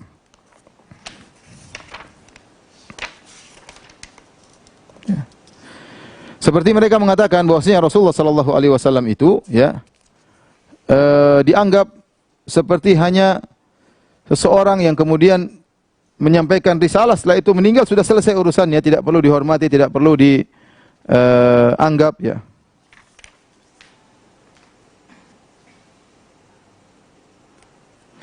Seperti perkataan Alawi Al-Haddad. Ya, dia berkata, "Kana yantaqisun Nabi sallallahu alaihi wasallam katsiran bi ibaratin mukhtalifah." Adalah Muhammad bin Wahab suka merendahkan Nabi sallallahu alaihi wasallam dengan ibarat-ibarat yang bermacam-macam, bervariasi. Minha, di antaranya Muhammad bin Wahab berkata, "Innahu tarish." Muhammad itu hanyalah Rasulullah sallallahu alaihi wasallam hanyalah tarish. Bimakna anna ghayata amri annahu katarish alladhi yursilu ila unasin fi amrin alladhi yursalu ila nasi fi amrin fayuballighuhum thumma yansarif. Ya. Yaitu seperti seorang yang datang diutus untuk menyampaikan kepada manusia, kemudian pergi, selesai urusan. Wa kana ba'dhum yaqul, sebagian pengikut Muhammad bin Wahab berkata, "Asaya khairun min Muhammad." Tongkatku lebih baik daripada Rasulullah sallallahu alaihi wasallam. Kenapa? Li'annaha yantafi'u biha biqatil hayyah wa nahwiha. Muhammad qad mat. Kenapa tongkatku bermanfaat untuk membunuh ular, Muhammad sudah selesai, sudah mati. Walam yabqa fihi naf'un aslan, dan Muhammad tidak pernah, manfaatnya tidak ada lagi. Subhanallah. Jadi mereka bikin cerita-cerita bahwasanya Syekh Abdul Wahab benci kepada Rasulullah SAW, merendahkan Rasulullah sallallahu alaihi wasallam, ya.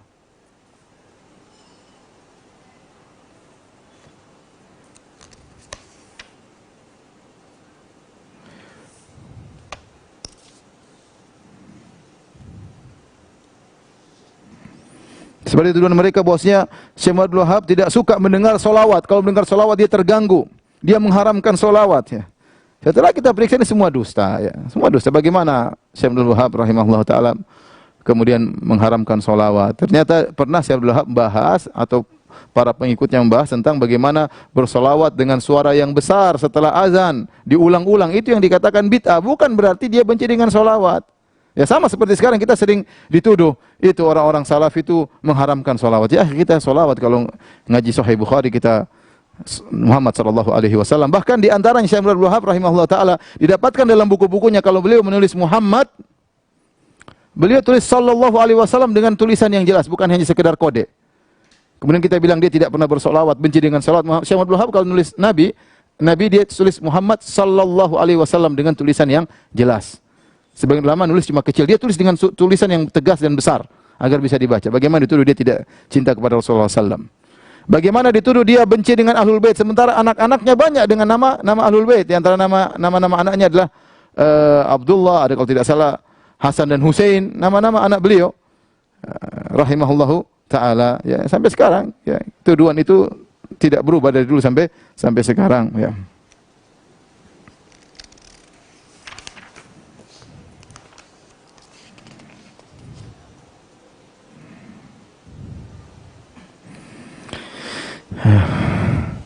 Dinukil juga oleh Dahlan, Ahmad Zaini Dahlan, dia mengatakan Muhammad bin Wahab berkata, tongkatku lebih baik daripada Rasul. Ini kedustaan ya. Dibantah oleh para cucu-cucunya, murid-muridnya Syekh Abdul Wahab bahwasanya dusta yang dilakukan oleh Muhammad atau Ahmad Zaini Dahlan yang mengatakan Syekh Abdul Wahab pernah berkata, tongkatku lebih baik daripada Rasulullah sallallahu alaihi wasallam ya.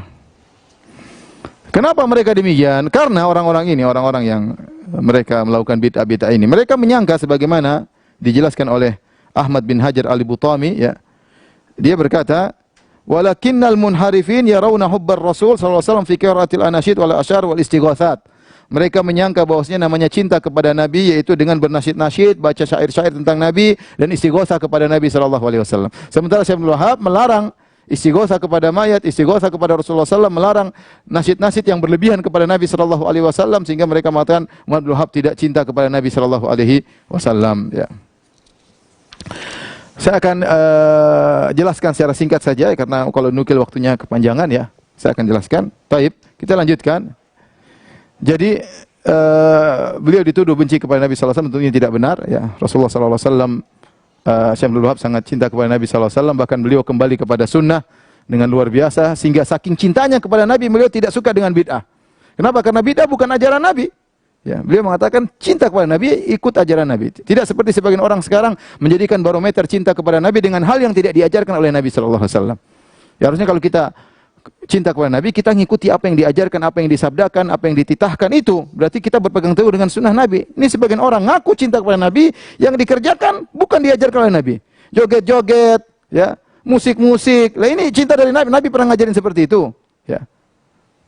Mengatakan Nabi tahu ilmu gaib, itu Nabi pernah ngajarin seperti itu. Syekh Abdul Wahab cinta kepada Nabi dan benar-benar saking cintanya kepada Nabi sallallahu alaihi wasallam, dia tidak ingin melakukan perkara yang tidak diajarkan oleh Rasulullah sallallahu alaihi wasallam. Kita kan sederhana. Misalnya kita bilang ada si A cinta kepada si B. Si A itu yang dikerjakan si B dia kerjain semua. Model bajunya, model topinya, ngomongnya, gaya bicaranya, syairnya itu berarti cinta beneran. Tapi kalau bilang si A cinta kepada si B tapi bikin barang-barang yang tidak dikerjakan si B, ya berarti A tidak cinta sama si B dong. Ya, ini secara logika saja. Bagaimana menuduh Syekh Abdul Wahab benci kepada Nabi sementara dia berpegang teguh dengan sunnah Nabi sallallahu alaihi wasallam dan tidak mau mengerjakan bid'ah yang tidak diajarkan oleh Rasulullah sallallahu alaihi wasallam.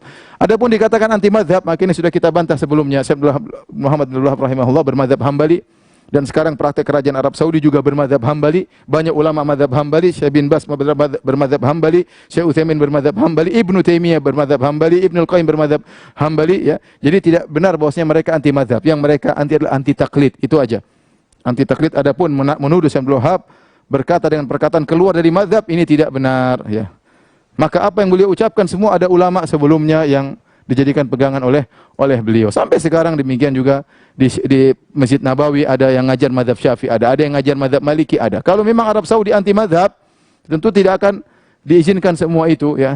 Pakai tidak usah mazhab sama sekali. Wong Arab Saudi aja mazhab Hambali, gimana dikatakan anti mazhab ya. Yang dilarang adalah anti taklid. Makanya apa perkataan siapa namanya? Imam Ahmad rahimahullahu taala, dia berkata la tuqallidni ya.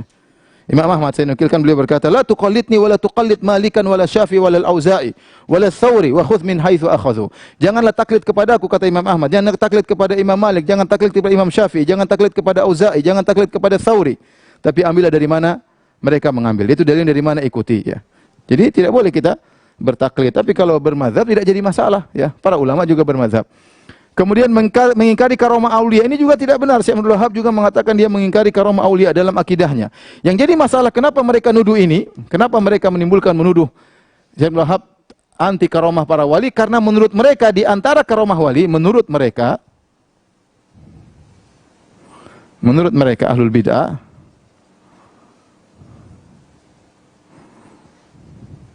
di antara karomah para wali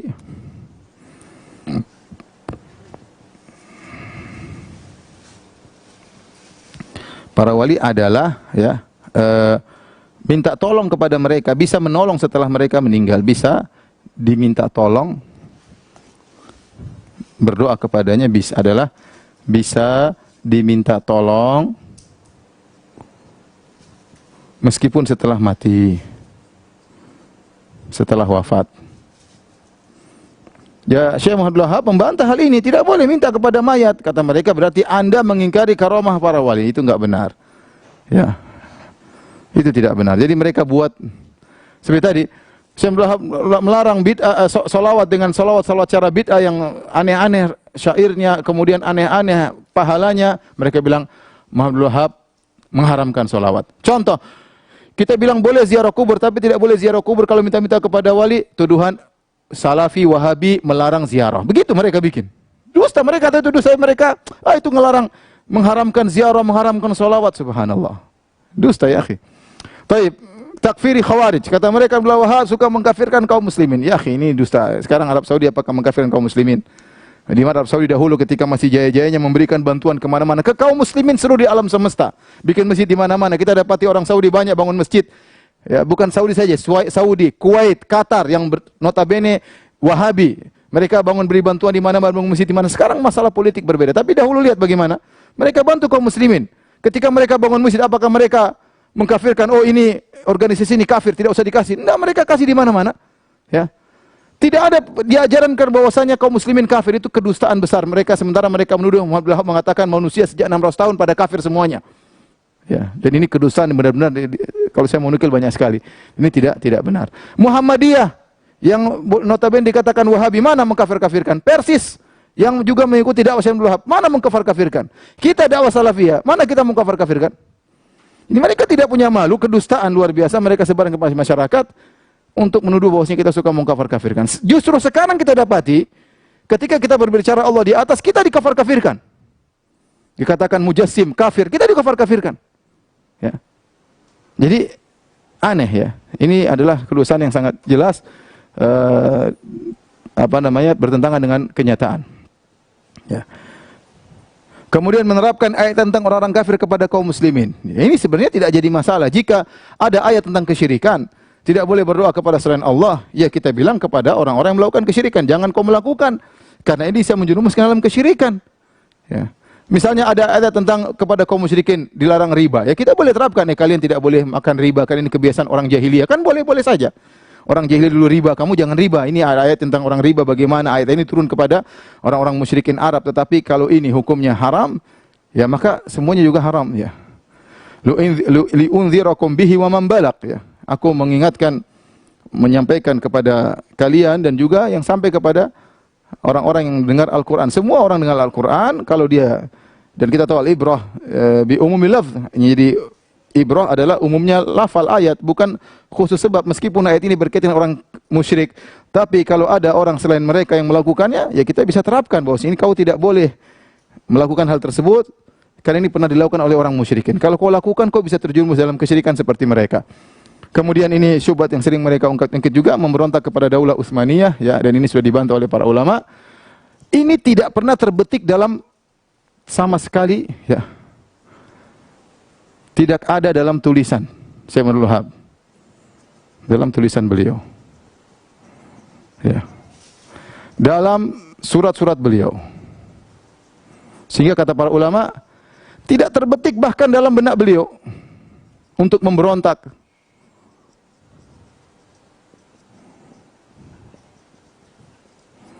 Ini benar-benar apa?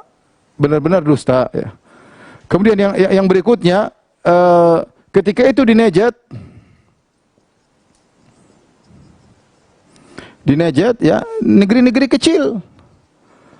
kecil ya, yang masing-masing punya amir, bukan di bawah kekuasaan Daulah Utsmaniyah.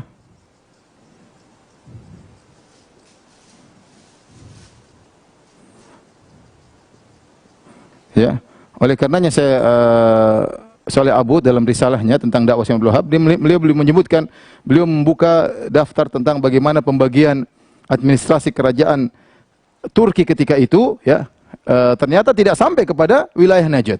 Tidak sampai kepada wilayah Najd. Membuka kepada sejarah sebelum dakwah Syekh Abdul Wahab. Apakah wilayah Turki kekuasaan sampai kepada daerah Najd? Apakah Muhammad bin Saud atau Utsman bin Amir tadi, kota negeri-negeri kecil, apakah mereka mengirim upeti kepada wilayah kepada Khilafah Utsmaniyah? Apakah mereka tunduk kepada? Jawabannya tidak ada. Mereka tidak mengenal ketundukan kepada wilayah Turki. Ya. Bagaimana? Ya, oleh karenanya yang terjadi Muhammad bin Saud kemudian, dan sering terjadi negeri-negeri kecil saling perang-perangan, ya.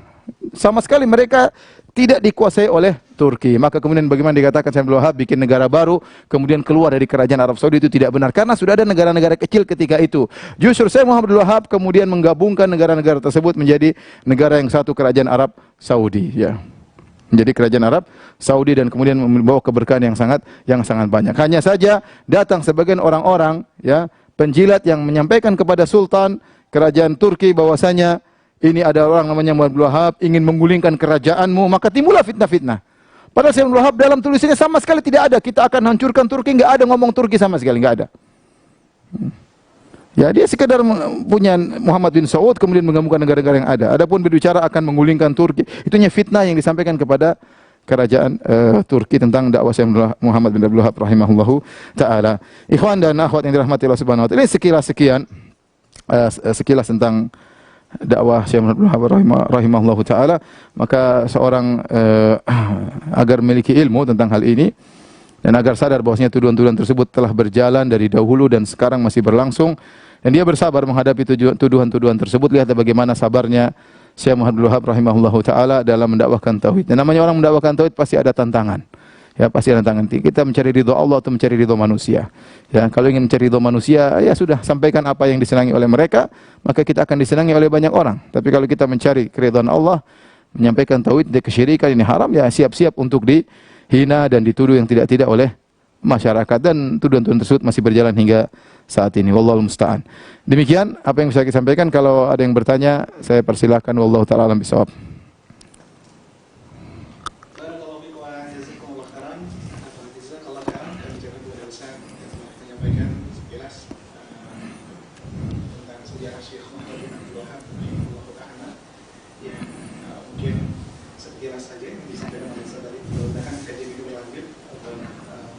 Mengupas lebih dalam sejarah Syekh Muhammad bin Abdul Wahab di kesempatan lainnya. Ikhwatul Islam, para peserta kajian Abu Akbar aplikasi Jum pagi yang berbahagia ini yang diselenggarakan Masjid Jami Al-Darga Pekanbaru, kita masuk ke sesi tajam. Kami ingatkan atau kaum muslimin dan muslimat yang ingin bertanya secara langsung, dikhususkan untuk ikhwan saja yang ingin bertanya langsung, silakan angkat tangan, dan pertanyaannya kita khususkan untuk ikhwan, dan untuk pertanyaan pesan singkat dan bentuk tulisan untuk ketikan silakan dikirim melalui kolom chat yang ada di aplikasi Zoom masing-masing. Ikhwatul Islam rahimani wa rahimakumullah yang dirahmati Allah wa taala. Silakan bagi kaum muslimin dan muslimat yang mungkin ada ingin bertanya langsung. Baik, kita coba angkat pertanyaan pertama Ustaz terlebih dahulu dari pesan atau ketikan yang dikirimkan. Bismillah Ustaz, apakah dakwah Syekh Muhammad bin Abdul Wahab merupakan dakwah Islamiyah yang bersifat partai atau kelompok-kelompok yang kita lihat saat ini. Apa nasihat Ustadz kepada yang mengatakan hal demikian diberikan dalam kitab-kitab mereka? Apakah yang dilakukan Syekh Muhammad bin Abdul Wahab terhadap Daulah Utsmaniyah adalah bentuk pemberontakan kepada Khalifah? Tadi sudah kita jawab, baru saja kita jawab ya. Baru saja kita jawab. Mungkin pertanyaan tadi di awal sudah kita jawab tadi ya. Ya. Kita akan pertanyaan selanjutnya. Bismillah, Ustaz, dari Denny dari Surabaya. Kalau kita melihat dakwah Syekh Abdul Wahab rahimahullahu taala, beliau tidak berbicara tentang politik sama sekali. Yang beliau berbicara adalah tentang tauhid. Ini kita bicara beliau. Hanya saja beliau tahu bahwasanya dakwah tidak akan bisa berkembang dengan baik kecuali dibantu oleh penguasa. Ini yang dipikir oleh Syekh Abdul Wahab. Makanya beliau mendekati Amir Utsman bin Ma'mar, kemudian kepada Muhammad bin Saud ya. Karena memang kenyataannya kalau dakwah tidak didukung oleh kekuatan ya, maka sulit untuk berkembang. Kita dapati Syekhul Islam Ibnu Taimiyah rahimahullah taala dengan ilmunya yang luar biasa, dengan kekuatan hujahnya yang kuat, tetapi di masa beliau ya tidak bisa dakwah berkembang dengan hebat ya. Ketika di masa Syekh Abdul Wahab rahimahullah taala, ketika dibantu oleh Amir Muhammad bin Saud, maka kemudian rahimahullah, maka dakwah bisa berkembang dengan cepat. Adapun beliau berbicara tentang politik sama sekali enggak ada, apalagi bicara tentang menggulingkan kekuasaan sama sekali tidak ada. Kekuasaan Daulah Utsmaniyah sama sekali tidak ada dalam buku-buku beliau, sama sekali tidak ada, karena tidak terbetik dalam benak beliau untuk melakukan hal tersebut. Wallahu a'lam bishawab.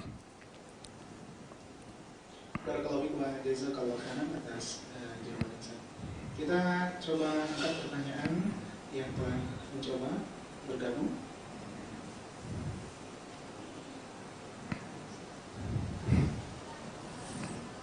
Dari Singkatria, Chris Dayanto, silakan, atau bertanya langsung.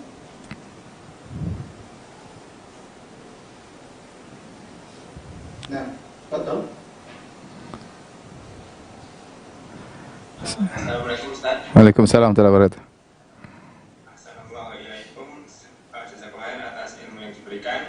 Di sini saya ingin menanyakan ada pertanyaan Ustaz. Mohon maaf di luar tema mengenai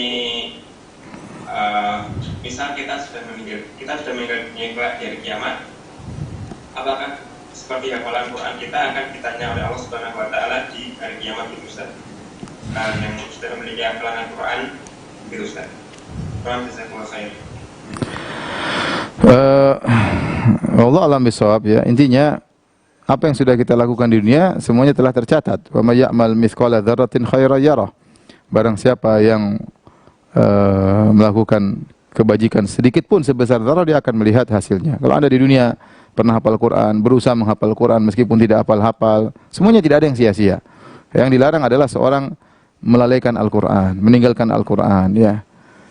Itu yang dilarang. Tapi kalau seorang sudah berusaha menghafal, sudah berusaha murojaah, terus ada kewajiban yang harus dia lakukan, harus mencari nafkah, harus yang lainnya ya, makanya tidak jadi masalah ya. Adapun di akhirat kemudian dites kembali hafalan Quran, saya tidak tahu dalilnya ya. Saya tidak tahu dalilnya. Tapi secara kaidah semua yang pernah kebaikan yang kita lakukan, kita akan lihat hasilnya pada hari kiamat kala. Tapi mungkin ada yang bertanya lagi berkaitan dengan materi, saya persilahkan.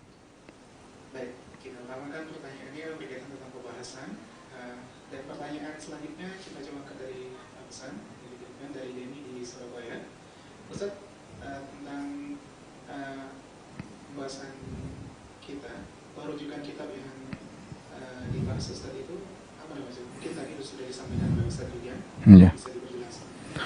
Da'awal munawi'in ya, da'awal munawi'in li da'wati Syekh Muhammad bin Abdul Wahab ardun wa naqdun, karya Dr. Abdul Aziz bin Muhammad bin Ali Abdul Latif ya. Beliau adalah dosen di Qismil Aqidah Jamiatul Imam Muhammad bin Saud ya. Jamiatul Imam Muhammad bin Saud di Riyadh ya.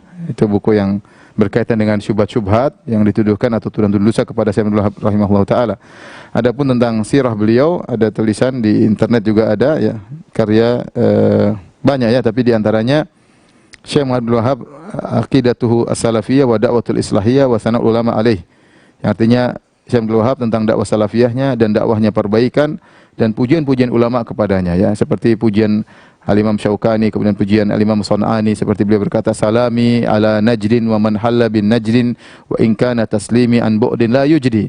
Imam Son'ani penulis Subul Salam, beliau berkata, salamku kepada Najd dan orang yang tinggal di Najd, maksudnya Syekh Muhammad Abdul Wahhab rahimahullahu taala. Meskipun salamku dari jauh tidak begitu bermanfaat ya, tetapi beliau memuji Syekh Abdul Wahhab rahimahullahu taala. Buku ini karangan Syekh Ahmad bin Hajar Ali Butami ya, yaitu Qadhi Mahkamah Syariah di Qatar ya, Qadhi Mahkamah Syariah di Qatar, dan ditakdim oleh Syekh Abdul Aziz bin Baz rahimahullahu taala. Ini ada di PDF, ada di internet. Baik, ada lagi yang bertanya?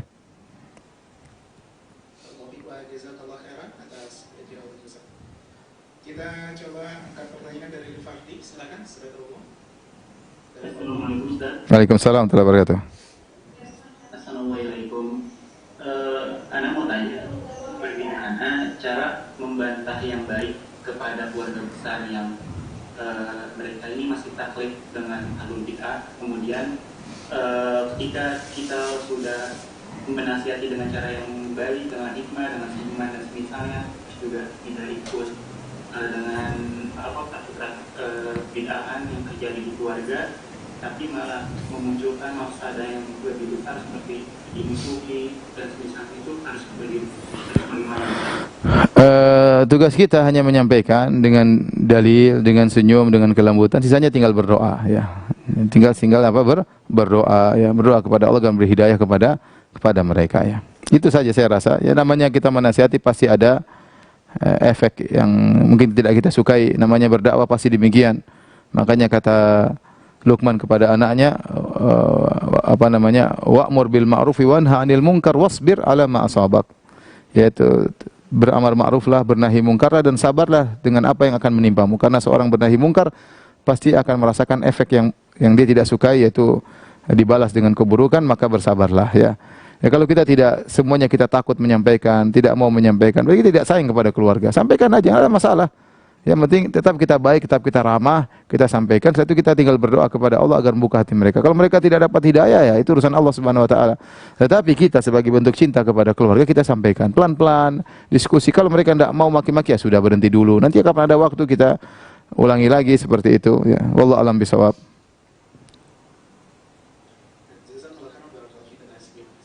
Kita angkat pertanyaan berikutnya dari ketiga dari peserta. Ustaz, sebenarnya poin-poin penting apa saja yang perlu kita sampaikan dan meluruskan tuduhan Wahabi kepada dakwah Salafiyah ini? Lalu bagaimana agar kita bisa tegar di atas dakwah Salafiyah tidak terpengaruh dengan subhat-subhat yang menimpa? Kalau ingin tegar di atas dakwah, pertama berdoa kepada Allah Subhanahu wa taala ya. Pertama doa kepada Allah Subhanahu wa taala. Saya bacakan athar yang luar biasa dari Imam Ahmad rahimahullahu taala ya. Di mana beliau senantiasa berdoa kepada Allah Subhanahu wa taala. Berkata Talha Al-Baghdadi, beliau berkata, "Raqibtu ma'al Imami Ahmad bin Hanbal fi safinah." So, aku pernah naik kapal bersama Imam Ahmad bin Hanbal. Fakana yutilus sukut, dan Imam Ahmad lama berdiam, suka diam. Fa idza takallama, kalau dia berbicara dia berkata, "Allahumma amitna 'alal Islam wa sunnah." Ya, ya Allah, matikanlah kami di atas Islam dan sunnah. Ini dalam Tabaqatul Hanabilah ya, disebutkan asar ini. Jadi Imam Ahmad yang kita bilang Imam Ahlus Sunnah wal Jamaah, beliau tidak pernah ujub, bahkan beliau berdoa, "Allahumma amitna 'alal Islam wa sunnah." Ya Allah, matikanlah kami atas Islam dan sunnah. Maka di antara hal yang buat kita bisa tegar, kita berdoa kepada Allah. Ya muqallibal qulub, tsabbit qalbi ala dinik. Ya Allah yang bolak-balik hati manusia, tegakkan hatiku di atas agama. Atau seperti dalam salat malam, Allahumma fatiras samawati wal ardi, alimal ghaibi wa syahada. Allahumma rabb Jibril wa Mikail wa Israfil, fatiras samawati wal ardi, alimal ghaibi wa syahada. Anta tahkumu baina ibadika fima kanu fi yakhtalifun. Ihdini lima ikhtalafa fihi minal haqqi bi idnik. Innaka tahdi man tasyaa ila siratal mustaqim. Doa yang sangat untuk menunjukkan siapa yang berselisih agar kita tetap di atas jalan yang benar. Dan namanya kita ingin tegar, harus belajar menjauhi daripada syubhat. Jangan dengar syubhat sama sekali, karena al-qulubu dha'ifah wa syubhatu khattafah. Bahwasanya hati itu lemah dan syubhat menyambar-nyambar. Maka seorang jangan sok-sok mendengar apa? Syubhat. Kalau ada dai-dai yang dikenal suka menyampaikan syubhat, jangan didengar ya. Kalau kita terkena syubhat, salah sendiri ya. Berarti kita mencari masalah ya. Kita mencari masalah, dan bisa jadi syubhat tersebut bercokol tidak keluar-keluar, itu yang jadi masalah. Oleh karena seorang bertakwa kepada Allah, menuntut ilmu, memanfaatkan waktu berdoa kepada Allah agar tetap ditegarkan di atas sunnah. Saya rasa sampai sini aja kajian kita. Terima kasih kepada jazakumullah khairan kepada panitia di Masjid Abu Darda. Kemudian juga Radio Hidayah Pekanbaru dan juga kepada Radio Roja yang ikut serta menyelenggarakan acara ini. Semoga antum semua diberkahi oleh Allah Subhanahu wa taala dan juga para pendengar sekalian. Semoga kita semua diberi hidayah oleh Allah Subhanahu wa taala di atas sunnah dan diwafatkan di atas sunnah. Yang dijauhkan daripada kesyirikan dan kebid'ahan. Wabillahi taufiq wal hidayah. Assalamualaikum warahmatullahi wabarakatuh.